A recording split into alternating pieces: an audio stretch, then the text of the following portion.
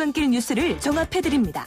깊이 있는 뉴스 YTN FM 출발 새아침. 신율의 출발 새아침 3부 순서 시작합니다. 먼저 광고부터 들으실까요?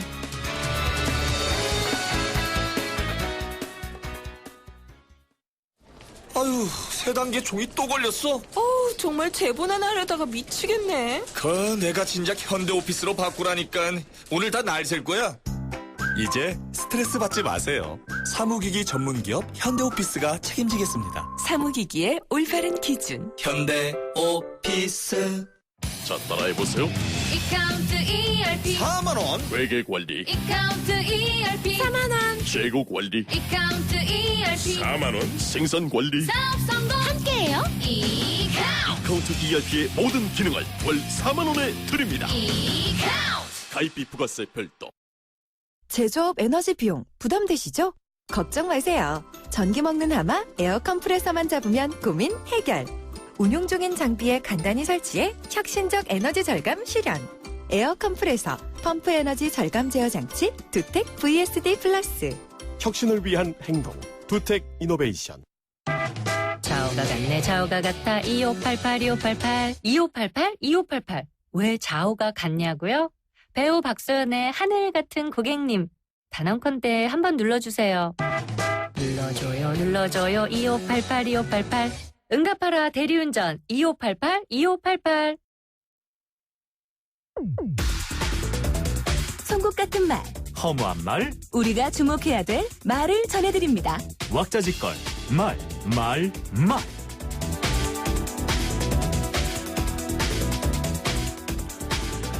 근거 자료를 공개하기 힘들다고 한 적 없다. 와전된 부분이 있다.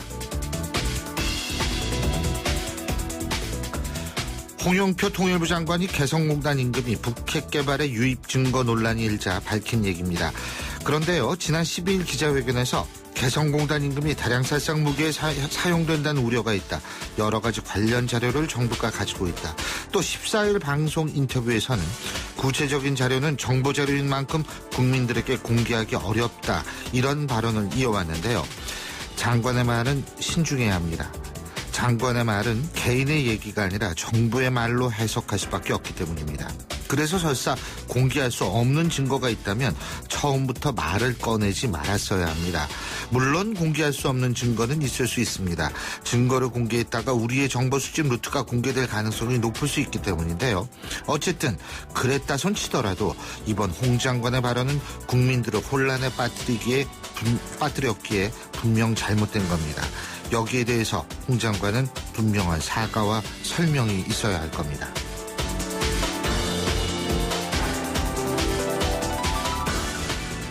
합류해도 활동할 수 있는 공간이 거의 없는 것 같다. 이달 초 국민의당에 합류하겠다는 입장을 밝혔던 중앙대학교 이상돈 명예교수가 공식적인 합류를 미루며 관망 중이다. 이런 얘기를 했는데요. 일각에선 진보적 스탠스를 갖고 있는 정동영 전 장관 영입 시도와 무관하지 않을 거란 분석이 나오고 있죠. 한 정당 내에서 이념적 스펙트럼이 넓은 경우도 있습니다. 일본의 자민당이 그런 예인데요. 지금 국민의당도 의도했던 아니면 의도하지 않았던 간에 어쨌든 이념적 스펙트럼이 넓은 것이 사실입니다. 문제는 이렇듯 이념적 스펙트럼이 넓다는 데 있는 것이 아니라 특정 사안에 대한 정당의 입장이 정리될 수 있는가 하는 부분일 겁니다. 특히 국민의당이 중도를 표방하고 있다면 더욱 그렇습니다.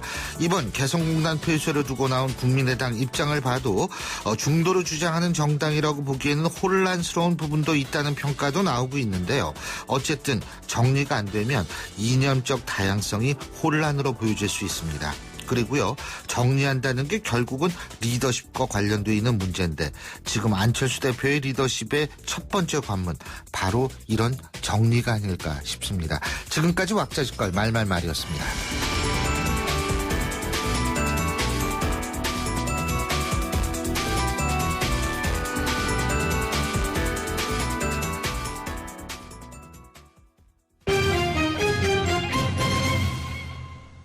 경제 뉴스 알아보겠습니다. 최요한 경제평론가 전화 연결합니다. 안녕하십니까?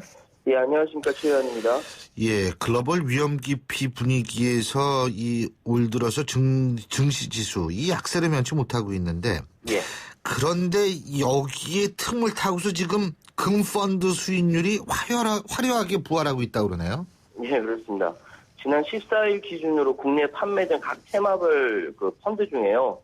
금펀드가 수익률이 연초 대비 13.96%를 기록 중입니다. 예. 이게 이제 이 기간에 수익률이 플러스를 기록한 게 한 4개 정도 되거든요. 국내 채권형 ETF, 기타 ETF, 공모주 펀드 이렇게 되는데 예. 여기서 금펀드는 13.96이고 나머지는 플러스인데 수익률이 1%에 못 미치는 상황입니다. 예. 그러니까 어마어마하게 차이가 있는 거죠. 그러니까 코스피가 연초 대비 약 6.4% 떨어지면서 대부분의 펀드가 손실을 기록하고 있는데요. 최근 증시가 불안하니까 안전자산의 대수인 금에 대한 수요가 급격히 높아지면서 수익률도 오름세를 탔다 이 분석을 우세하고요. 예. 글로벌 금 거래량도 그래서 역대 최대치를 기록하고 있습니다. 지금 뉴욕 상품 거래소에서 금 가격이 4.5% 오르면서 온스당 1,248달러에 근접했고요. 국내 시장에서도 최고 거래량을 기록하고 있는데요. 금 거래량이 12일 56,672g 기록했죠. 예. 그런데 이 금 전문가들은 금융시장의 불안이 장기화되면서 이제 안전자산에 대한 수요로 금에 대한 선호가 높아지는 건 맞는데 이 금 가격이 단기 반등에 따른 일시적 효과일 수도 있다. 그러니까 기초자산 가격을 수시로 확인할 필요가 있다라고 조언하고 있습니다. 맞습니다. 이 예. 금 있잖아요. 이 금펀드든 금을 실제 금을 사든 간에 이 금값은 정말 아무도 모른다 그러더라고요. 그렇죠. 그러니까 이거는 굉장히 좀 조심해서 접근할 필요는 있다. 이런 생각이 듭니다. 자, 설 연휴 기간에 발생한 대내외 악재들이 좀 있지 않습니까? 예. 그래서 이제 우리는 근데 이때 증시를 안 열어가지고 좀 그래도 나름대로 소화할 수 있는 기간이 있었는데 어쨌든 지금 증시 그래서 어제는 조금 올랐죠. 그죠? 네, 그렇습니다. 네, 그래서 이제 주가가 바닥을 쳤다 뭐 이런 얘기도 벌써 나오는 모양인데 얘기 분석이 난무하고 있죠, 지금? 그렇습니다. 사실 어제 장이 열리기 전에 예. 꽤 긴장했거든요. 우리뿐만 아니라 중국도 특히 춘제 기간에 쉬는 사이에 이제 완충 시간이 있었고요. 그런데 그 사이에 워낙 국제 금융시장이 출렁거렸기 때문에 어제 개장할 때, 이거 중국 증시 이거 어디 튈지 모르겠다는 초미의 관심사였습니다. 예. 일단은 2% 이상으로 하락 출발했지만 낙폭이 그리 크지 않았고요. 여기 인식에 더해서 국제 유가의 바급 반등, 그리고 미국과 유럽 증시의 반등에 더 의미를 뒀다 이렇게 해석이 가능하고요. 예. 어쨌든 연초 이후 글로벌 금융시장이 중국의 경기 침체 우려, 국제 유가 하락, 미국 금리 인상, 이런 변동성이 커진 가운데 당분간 증시의 불확실성은 지속될 것으로 보이는데 여전히 이제 글로벌 금융시장의 약세장에 진입했다는 시각이 유효하고요. 다만 일부 전문가들이 이런 개별 이슈들이 시스템 전반의 위험으로 확산할 가능성이 제한적이다. 그러니까 국내 증시 반등을 좀 치는 거죠. 그래서 1800선 초반을 코스피의 바닥으로 봐야 된다. 이런 의견도 내고 있다. 있어요. 예. 하지만 또 이제 비관론도 있죠, 당연히. 글로벌 금융시장의 변동성 확대. 이거 우리 증시의 심리적 마지노선인 코스피 1800선, 코스닥 600선 장담할 수 없다. 그러니까 이 부분에 대해서 한층 더 경계 심리를 좀 더 해야 된다라는 이야기가 있는데요. 어쨌든 도대체 전문가들의 의견도 이게 엇갈리는 상황이다 보니까 이거 바닥이다 아니다 이런 얘기가 나오는 통에 투자자들만 속이 새카맣게 타고 있습니다. 물론 증시 전문가들도 전문가시겠지만 지금 같은 상황에서는 이 경제 전문가들의 얘기도 한 번쯤은 귀담아 들을 필요가 있을 것 같습니다. 예. 그러니까 이게 장기적 불황 시기에서 특히 가장 전형적으로 나타나는 증상이 증시의 폭등과 폭락이 반복된다는 데 있거든요. 그렇습니다. 그래서 결국은 폭등 폭락을 이렇게 쭉 반복하다가 하향 추세로 간다라는 얘기 그런 분석도 있습니다. 떨어져 나가는 그렇죠. 거죠. 예. 그래서 어쨌든 지금 아주 조심해야 될 때라는 거는 확실한 것 같습니다. 네. 자, 그리고 시중은행들의 양도성 예금 증서, 우리가 CD라고 흔히 그러죠. 예. 이 CD 금리 담합 의혹, 이거를 지금 공정거래위원회가 조사해 왔는데 담합 혐의가 인정됐다. 지금 잠정 결론 이렇게 모양이에요. 예, 그렇습니다. 근데 이게 무려 3년 7개월을 그런 거예요. 예. 공정위와 어제 시중은행에 따르면 공정위가 이제 지난 1일 신한은행, 우리은행 등 6개 은행의 CD 금리를 담합한 혐의가 있다. 예. 내용의 심사 보고서를 보냈는데 이게 2012년 7월 공정위가 조사를 시작한 지 3년 7개월 만의 일입니다. 왜 이렇게 오래 끌었는지 잘 모르겠어요. 그 2012년 상반기에 국공채 등 주요 지표 금리가 하락했는데 CD 금리만 일정 기간 내리지 않고 이제 유지가 되니까 은행들이 대출이자 더 받으려고 금리 담합했다. 이런 의혹들이 제기됐고요. 왜냐면 은행들은 CD 금리에 가상금리 얹어가지고 주택담보대출도 금리 결정했거든요. 네. 기초금리인 CD 금리가 높게 유지될수록 은행들의 이자 수익을 높게 얻을 가능성이 커지는 구조이기 때문에 결국 공정위는 2012년 7월부터 9개 은행 10개 증권사를 대상으로 직권조사를 했죠. 다음 달 초까지 은행들로부터 이제 의견서를 받은 후에 전원회의를 열어서 제재 여부와 과징금 규모를 최종 결정하게 되는데 어쨌든 지금 CD 담합으로 얻은 부당 매출액의 최대 10%까지 과징금으로 부과하겠다. 뭐 이렇게 얘기하고 있습니다. 근데 은행들은 당연히 아니다. 담합한 거 아니다. 당연히 그렇게 얘기하겠죠. 금융당국의 행정지도 따라 금리는 결정한 것이다. 이렇게만 이야기를 하고 있죠. 자, 그리고 부동산 시장이 새해 시작부터 빠르게 얼어붙고 있다. 이런 소식이 있지 않습니까? 예, 그렇습니다. 이게 1월 주택 매매가 20% 급감하고요. 아파트 청약 미달률이 지금 50%에 육박했는데요. 이게 작년에 부동산 경기 부양책이 부메랑으로 돌아온 것이다. 이렇게 이야기를 하고 있거든요. 예. 14일 기준으로 국토교통부에 따르면 1월 주택 매매량이 21.4%나 감소했습니다. 그런데 국토부는 이야기를 1월 주택 매매 거래량이 지난해에 워낙 많았던 탓에 나타난 기저효과다 이렇게 이야기하고 있거든요. 그런데 구체적으로 들어가 보면요. 그렇지가 않습니다. 1월 아파트 매매 거래량 보면 지난해 1월보다 30.9% 줄었고요. 대신 연립과 다세대와 단독 다가구 주택 거래는 각각 2.1%, 5.3% 늘은 거죠.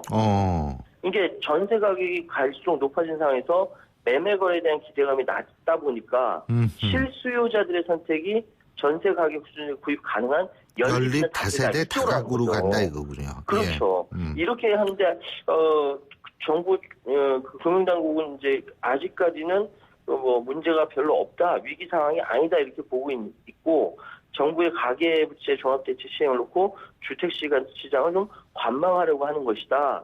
오히려 최근 5년 평균에 비하면 주택 거래량이 높다 이렇게 보고 있습니다. 이 부분은 좀 더 해석이 좀 필요한데요.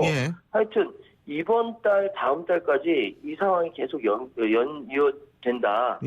이러면 이제 그 부동산 시장 진짜 큰일 날. 그렇죠. 굉장히 위험해질 것 같습니다. 정부가요, 이게 항상 자기 위안적인 해석을 하면 안 됩니다. 정부는 이 만일에 있어서의 최대의 이 비관적인 상황도 항상 염두에 둬야 하는데, 물론 경제는 쉽니다. 그래서 이렇게 얘기할 수도 있겠습니다만 어쨌든 정부 주목하고 봐야 되라는 생각이 드네요. 오늘 말씀 여기까지 듣죠. 고맙습니다. 네, 감사합니다. 지금까지 최요한 경제평론가였습니다.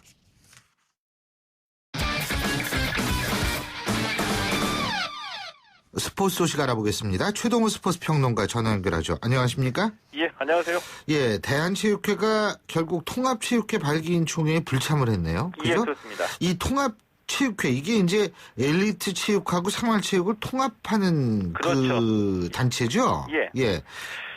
어제 이 대한체육회하고 국민생활체육회를 합치는 이 체육단체 통합준비위원회 발기인 총회가 있었거든요. 이 통합준비위원이 모두 11명인데 이 중에 6명이 발기인 총회에 불참했습니다.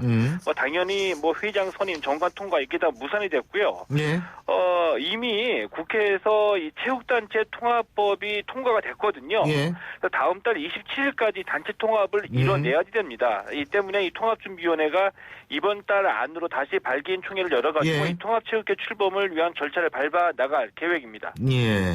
그러니까 이게 지금 대한체육회가 불참한 거는 반발하기 때문이죠. 그죠? 예, 그렇습니다. 왜 반발하는 거예요?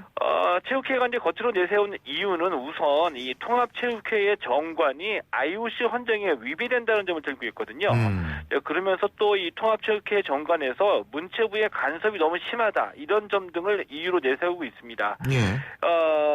또 이와는 별개로 체육회 측에서는 뭐 정부 간섭을 배제하고 체육단체의 자율성을 보장해야 된다 이렇게 주장을 하고 있는데, 근데 이것이 사실은 이 통합 과정에서 기득권을 챙기기 위한 계산이 아니냐 이런 지적도 있는 것도 사실이고요. 통합체육회의 직제와 임원 배정에서 체육회가 좀 상당히 불만을 갖고 있다 이런 분석도 나오고 있습니다. 근데 어쨌든 뭐 정부 간섭을 배제한다, 자율성을 갖겠다 뭐 이런 건 타당한 거 아니에요? 타당하죠. 타당한 데인데 이 체육단체의 자율성 보장 이런 면에서는 뭐 누구도 이의를 제기하지 않을 것 같은데요. 예. 그런데 이제 그동안 사실은 대한체육회가 이 정부의 지원을 더 받아내기 위해서 이 스스로 자율성을 버리고 정부의 지시와 간섭을 받아왔다는 지적도 일리는 있습니다. 예를 들면은 그동안 이 체육회가 정관을 개정해오면서 이 사전에 IOC의 승인을 받은 적이 거의 없거든요. 근데 갑자기 이 통합체육회의 정관은 사전에 IOC의 승인을 받아야지 된다 이렇게 주장하고 나오니까 공감을 받기 어렵다는 측면도 좀 있는 거죠. 때문에 이 체육단체 자율성이라는 이런 명분은 분명히 타당한데 과연 이 자율성 때문에 통합에 반대하는 것이냐 이런 순수성을 좀 의심받고 있는 상황이라고 볼 수가 있습니다. 어쨌든 그럼에도 불구하고 통합 자체에 대해서는 긍정적으로 생각하는 체육계 인사들이 많기 때문에 이건 결국 통합이 되는 거 아니냐 이런 의견이 많더라고요. 예, 그렇죠. 통합은 이루어질 것으로 보이는데요. 가능하면 이제 갈등 상황 없이 가는 게 중요하겠죠. 체육단체 통합은 이 엘리트 체육하고 이 생활체육을 통합 관리를 해서 이 체육을 단순히 운동이 아니라 이 국민의 행복, 이 복지와 관련한 차원에서 다루겠다는 취지거든요. 그러니까 이 생활체육을 좀 더 활성화시키고 그 속에서 엘리트 체육을 발전시켜 나가겠다는 의도인데 이 한국 체육의 새로운 밑그림을 그리는 작업인데 이것을 마치 뭐 대한체육회와 국민생활체육회가 기업의 M&A를 하듯이 손익계산 위주로 통합에 나선다면은 좀 곤란하다고 보는 거죠. 자, 그리고 진짜 체육 얘기 좀 해야겠어요. 우리가 흔히 간발의 차라고 얘기들 많이 하는데 쇼트트랙의 노도회 선수 말이에요. 0.004초 차이로 우승을 차지했어요. 그렇습니다. 0.004초 차이로 우승과 준우승이 갈렸거든요. 이 쇼트트랙 월드컵 6차 대회입니다. 이 노도희 선수가 여자 1000m에서 0.004초 차로 우승을 했는데 이거 과거 같았으면 어떻게 처리할지 좀 의문이 가기도 하고요. 이 1000m 2차 레이스 결승에서 노도희 선수가 1분 33초 947을 기록했고요.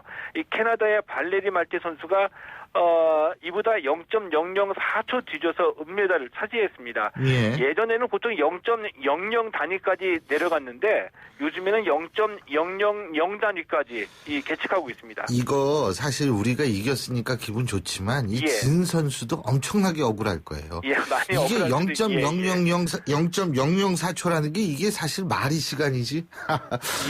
오늘 말씀 여기까지 듣죠. 고맙습니다. 고맙습니다. 지금까지 최동호 스포츠 평론가였고요. 신율의 출발새 아침 3부 순서는 여기서 줄입니다. 잠시 뒤 4부에서 뵙죠.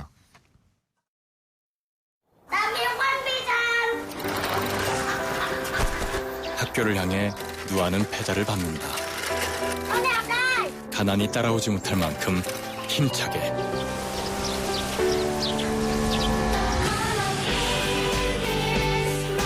후원이 끝나도 마을 스스로 아이를 돌보게 만드는 월드비전 자립마을 프로젝트. 진정한 후원은 후원이 끝나게 하는 것입니다. 후원 문의 1688-3570 1688-3570 진정한 후원을 생각합니다. 월드비전. YTN 라디오 캠페인 더 가까이. 안녕하세요. YTN 라디오 아나운서 김성은입니다. 요즘처럼 건조한 겨울철엔 미세먼지 농도를 체크해야 건강을 지킬 수 있습니다. 미세먼지 농도가 나쁨이다, 경보다. 이런 말 뉴스를 통해서 많이 들으시죠? 그럴 땐 야외 활동으로 잡힌 약속을 취소하고 집에서 시간을 보내시는 게 좋습니다. 운전 중이시라면 공기 흡입을 실내 순환 모드로 해주세요. 차량은 주기적인 실내 세차와 필터 관리가 필요합니다. 방금 밖에 나갔다가 돌아오셨다면 먼저 손을 깨끗이 씻고 물과 과일을 충분히 드시는 게 좋습니다. 맑은 공기 더 가까이, 미세먼지는 저 멀리. 미세먼지 농도를 체크하고 예방하는 습관을 기르세요. YTN 라디오 캠페인 더 가까이. 한국환경공단과 함께합니다.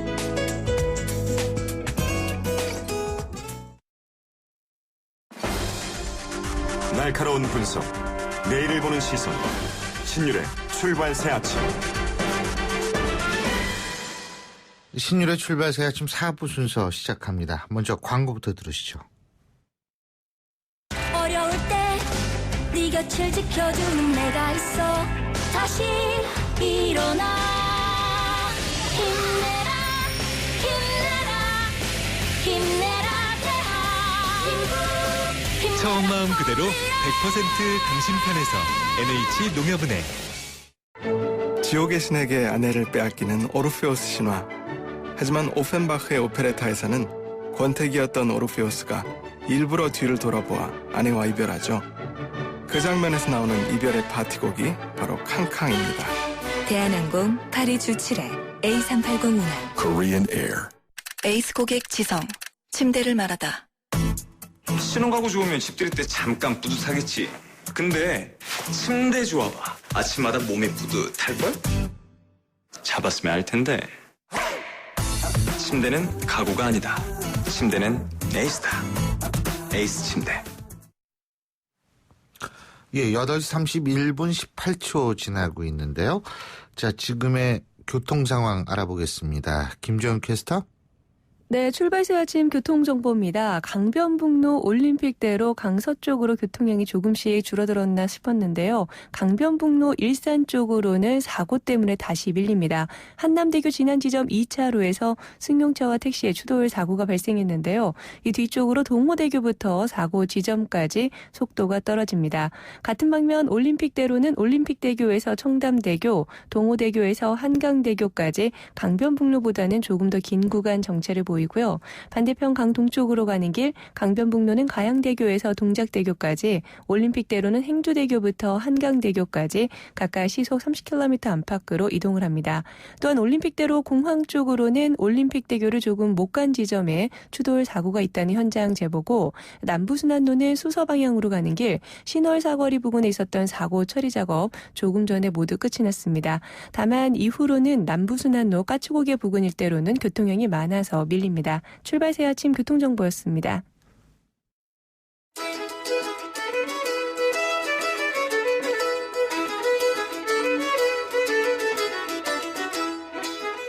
안녕하세요. 시민발언대 리포터 이혜미입니다.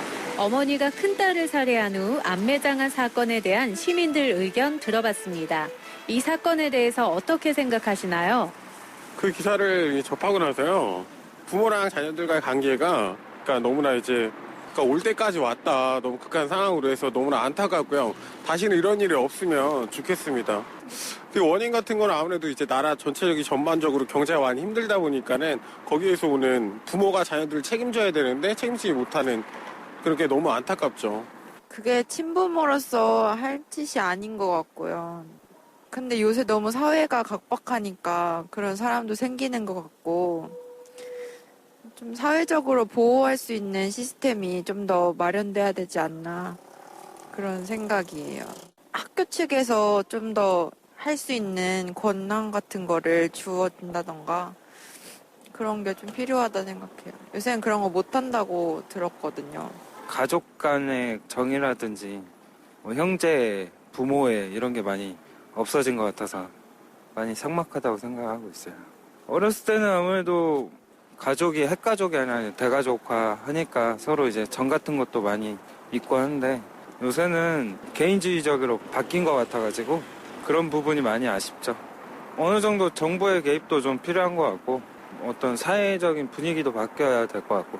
부모가 미치지 않는다면은 그렇게 할 수 없는 거고, 그러니까 겉으로는 진짜 멀쩡해 보여도 속으로 정신병적인 문제가 있지 않나, 잘 파헤쳐 보면 그런 생각이 들고, 그 부모도 좀 케어 받아야 되는 사람의 하나죠. 그러니까 무조건 잘못을 했다고 지탄할 게 아니라, 그렇게까지 되는 데는 그 부모도 그만한 뭔가 정신적인 그런 충격을 받을 만한 일이 있었다든지, 뭔가 보호를 못 받고 자랐다든지 하는 그런 부모의 그런 내적인 내면도 있을 테니까 그거는 사회가 공동으로 다 나서서 해결을 해야 된다고 생각을 해요.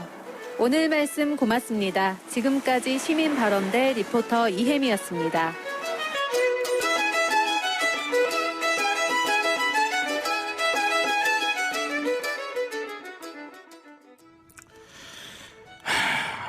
예, 한숨부터 나옵니다. 이렇게 끔찍한 일들이 계속 벌어지고 있는데요. 자, 이 문제에 대해서 건국대학교 경찰학과 이용혁 교수와 짚어보겠습니다. 교수님 안녕하십니까? 예, 안녕하십니까? 이게 사실 말도 안 되는 일이잖아요. 예? 근데 그렇죠. 이렇게 말도 안 되는 일이 이렇게 자주 우리 앞에 나타나는 이유가 뭘까요? 일단은 그 공식 통계에 의하면은 10년 동안 한 200건이 발생을 했는데 사실 이 공식태가 전부가 아니라는 거죠. 즉 우리 사회의 그 치부가 사실은 드러나고 있다라고 생각이 되는데 그 이유를 보면은 먼저 그 몇 가지 좀 차원에서 봤을 때 개인적인 측면에서 봤을 때는 이런 부모들이 그 양육 기술을 잘 모르고 있고 이 아이를 성인과 동일시하게 생각하는 이와 같은 이제 특성 때문이라고 봐야 되는데 이것은 결국은 가정 내의 불화 그리고 경제적 빈곤 이것이 공통적인 또 다른 특징입니다. 또 한편으로 나가서는 사회 전체적으로 봤을 때 사회 전체를 통할하는 가정을 통할하는 국가를 통할하는 이런 규범이 상당히 약해져 있다. 예. 그러다 보니까 이른바 아노미적 현상이 사회뿐만이 아니고 가정 내에도 지금 침투가 되어 있기 때문에 이 아이들이 계속 죽어나가는 이와 같은 이유가 아닌가 좀 그렇게 평가하고 있습니다. 근데 이번 사건 같은 경우에 말이에요. 사실은 이제 친엄마가 물론 큰딸을 때려 죽여서 암매장을 했습니다만 중요한 건 암매장하는 과정에서 공범이 있지 않습니까? 그렇죠? 그렇죠. 이런 부분은 사실 더욱더 이해를 못하게 하는 부분이거든요, 이게. 그러니까 그 엄마의 그 친구들이 예, 글쎄 그걸 어떻게 그 딸을 묻는데 공범으로 참여를 합니까, 그게? 예, 역할을 했다라고 하는 이 점이 그것은 어떤 것을 의미하느냐. 이 엄마들도 엄마 친구들도 사실은 함께 이 아이를 학대했을 가능성이 상당히 크지 않는가 생각이 되는데요. 즉 바꿔 얘기하면 방조를 하고 아이에 대한 물리적인 제압이 마치 합법적이고 합리적인 문화 같은 것으로 이 아파트 내에서는 있었던 것이 아닌가. 그러다 보니까 본인에게 돌아오는 책임, 또 죄책감, 뭐 이런 것이 함께 작동하다 보니까 일단은 이 사실을 숨겨야 되겠다. 그러면 내가 도와줄 수밖에 없는 그와 같은 사실 그 암묵적인 압박이 있었던 것이 아닌가 좀 그렇게 보고 있습니다. 예. 그리고 또 한 가지는 뭐냐면 지난번에 그 부천 여중생 그 친아버지가 그 목사라며요, 그 사람이. 근데 그렇죠, 그 목사가 이제 자기 큰딸 자기 딸 살해해가지고 미라로 만드는 식으로 방치했던 사건이요. 근데 그 남자도 실제로 주위에서는 평판이 아주 좋았다 이런 얘기가 나오지 않습니까?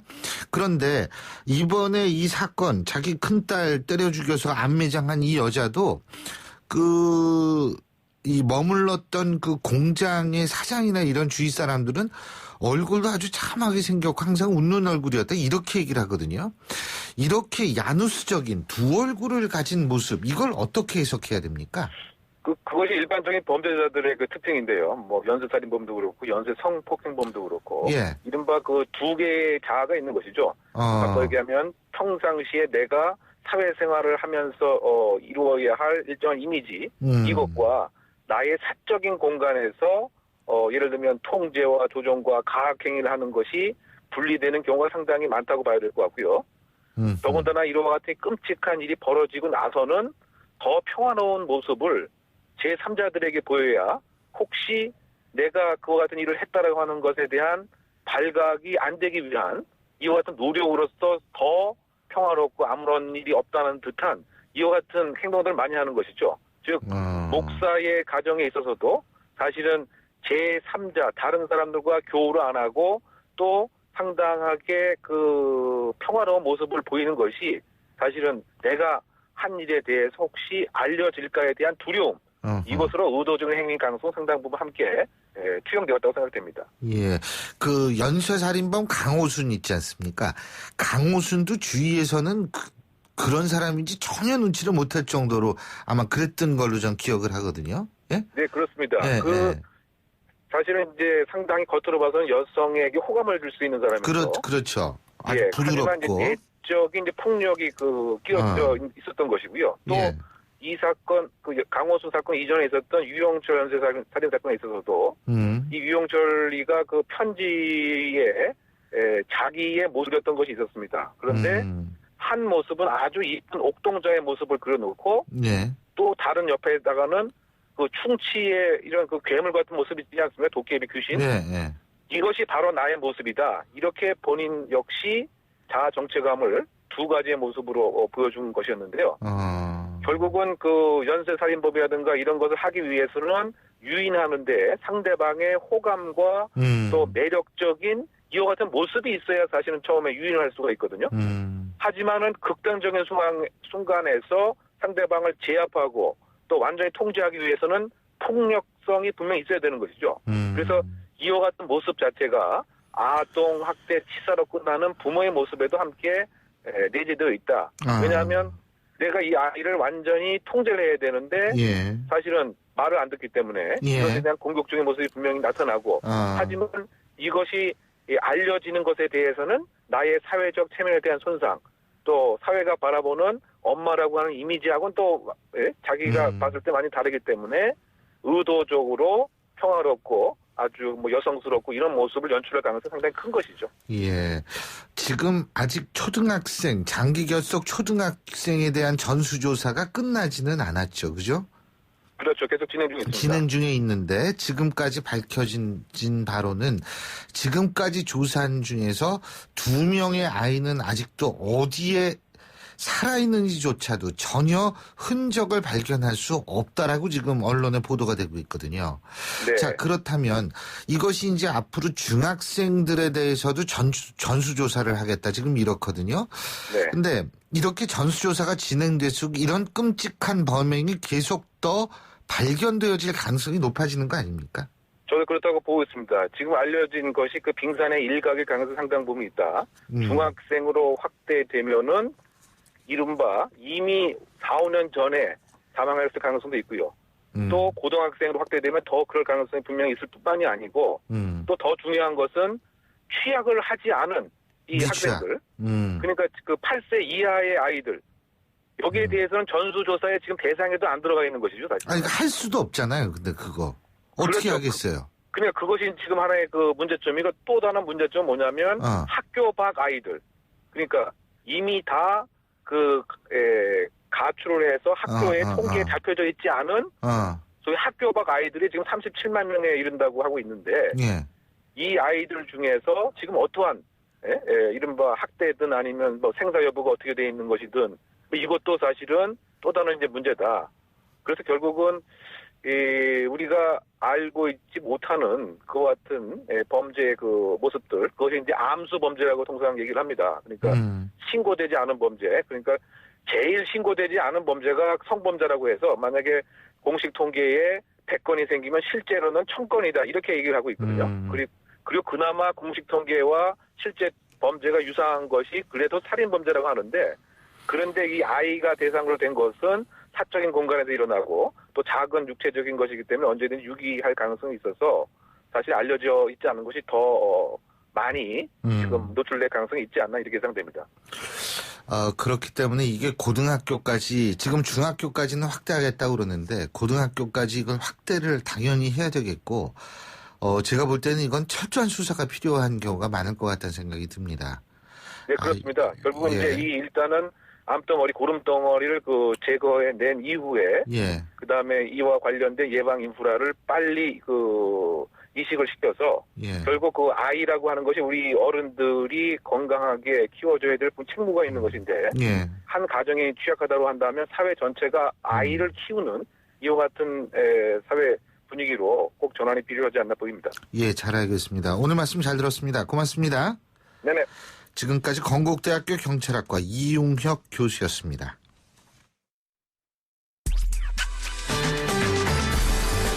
여러분은 지금 FM 94.5MHz로 방송되고 있는 신율의 출발 새 아침을 듣고 계십니다. 의견 주실 분은 짧은 문자 50원, 긴 문자 100원의 이용료가 드는 휴대전화 문자메시지 샵 0945번으로 의견 남기실 수 있습니다.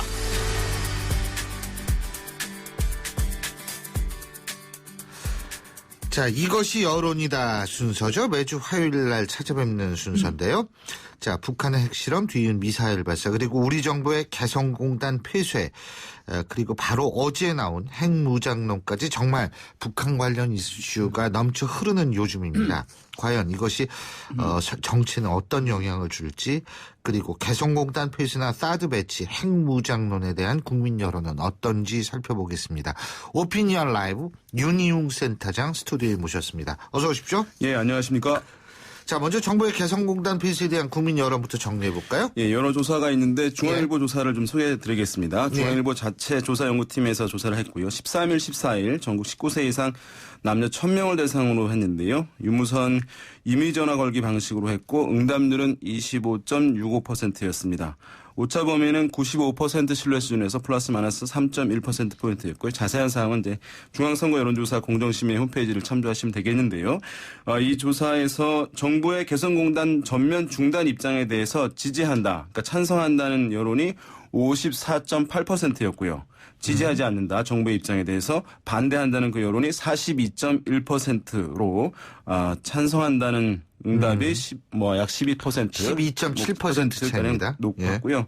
특이한 것은 이제 대개 보면 우리나라 사람들이 적극적인 의견 표출을 하지 않는다고 하는 편입니다. 그러니까 미국이라든가 서구 같은 경우는 우리나라 겸손하죠. 매우 지지한다, 매우 찬성한다가 높은 편인데 한국 같은 경우는 대체로 찬성한다, 대체로 반대한다 높은데 이 여론에서 매우 지지한다, 그러니까 매우 찬성한다는 응답이 31%까지 나왔으니까 상당히 의견 표출이 적극적으로 이루어지고 있는 상황이고요.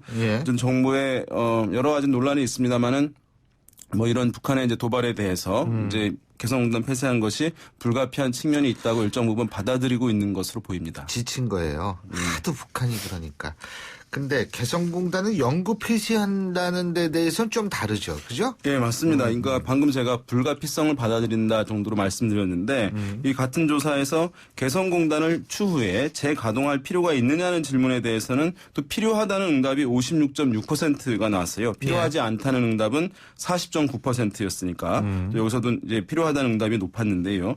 그래서 이 개성공단에 대해서 어쨌든 영구히 폐쇄하는 것, 이것에 대한 일정 부분 좀 부정적 인식도 존재하는 것이고요. 어쨌든 이것이 지금까지 남북 관계의 어떤 마지막 보루, 어떤 상징적인 장소로 인식되어 온 것은 이제 인정하고 있는 것으로 보입니다. 사드에 대해서 또 찬성이 많죠. 네, 그렇습니다. 미국의 이 고고도 미사일 방어 체계 사드, 이제 한국 배치하는 것에 대해서 찬성이 무려 67.7%가 나왔습니다. 반대는 27.4%니까 어이구, 이건 압도적이라고. 40% 차이네 거의. 예? 저희가 차이가 한 20% 이내면은 월등히 높다라는 표현을 쓰고 한 30% 훨씬 넘어가면 압도적이라고 그러죠. 이것은 이제 압도적인. 이건 압도적이네. 예, 이런 표현을 쓰는데요. 그래서 이것이 이제 이 같은 조사 기관에서 지난해 2월에도 조사가 있었거든요. 예, 지난해 2월에 같은 경우에는 그때 사드 배치가 높긴 했는데 그때는 50%대였어요. 그러니까 이것이 훨씬 더 높아진 것이거든요. 그러니까 국민들이 어쨌든 이번에 이 북핵 실험, 미사일 발사 이것이 과거의 어떤 단순한 도발로 바라보는 것이 아니라 지금 어떤 상당한 이제 위협으로 이 사안을 이제 인식하고 있다, 이런 것을 보여주고 있고요. 이번 조사에서 특이한 것을 보면은 이 사드 배치와 관련해 가지고는 세대, 연령대, 지역, 정치 성향 이걸 불문하고 다 이제 높은 것이고요. 특히 또 20대 같은 경우는 찬성 여론이 64.8%나 나왔어요. 그러니까 40대보다도 높아요. 50대, 30대보다도 높고 20대에서. 네, 그러니까 과거에 상당히 다른 부분들 이제 의견들이 나오고 있는 거죠. 근데 그 이유가 뭘까요?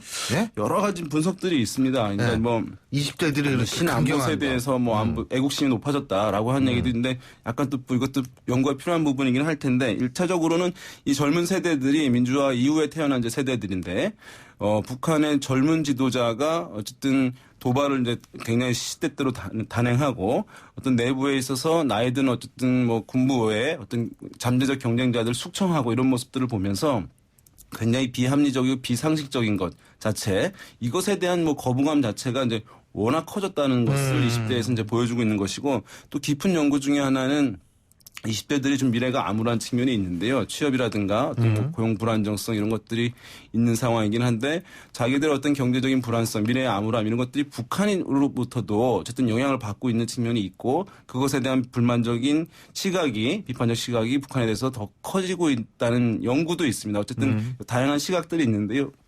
과거와는 다르게 진보적 성향을 보였던 20대들에서 굉장히 안보를 이제 강화된 시각이 지금 드러나고 있다는 것은 분명히 보이고요.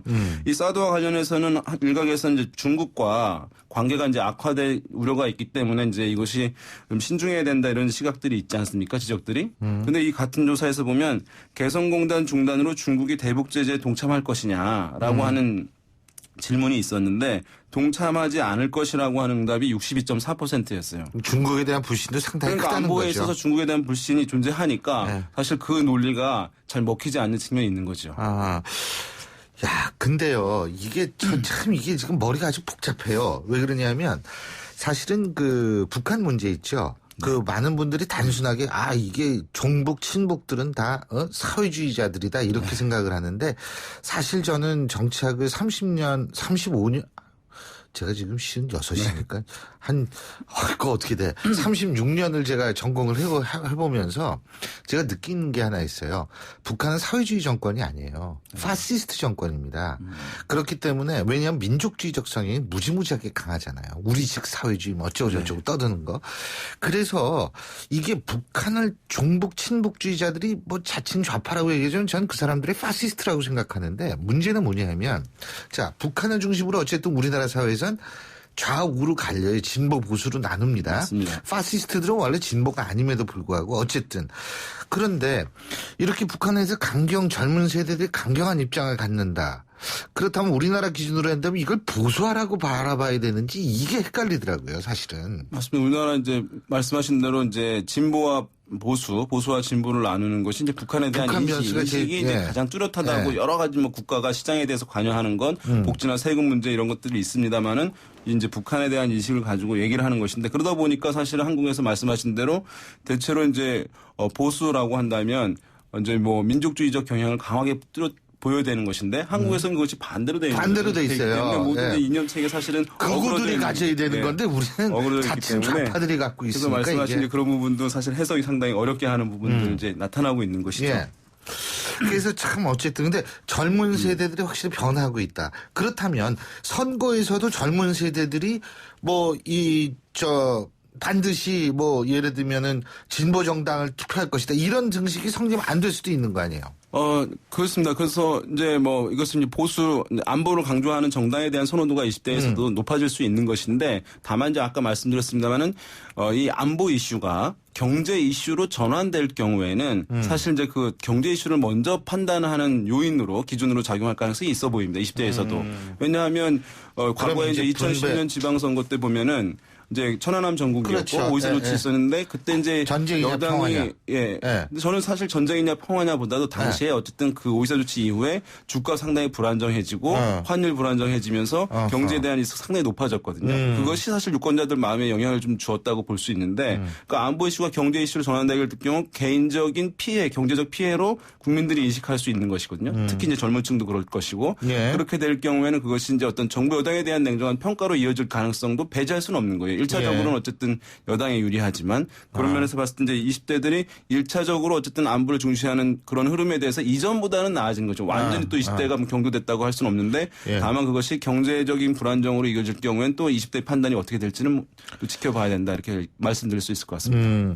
자 그리고 또 한 가지 원유철 새누리당 원내대표 국회 교섭단체 연설에서 어제 핵무장의 필요성 역설했는데 이거 우리 국민들 어떻게 보고 있어요? 핵무장에 찬성한다는 의견이 여기도 또 67.7%네요.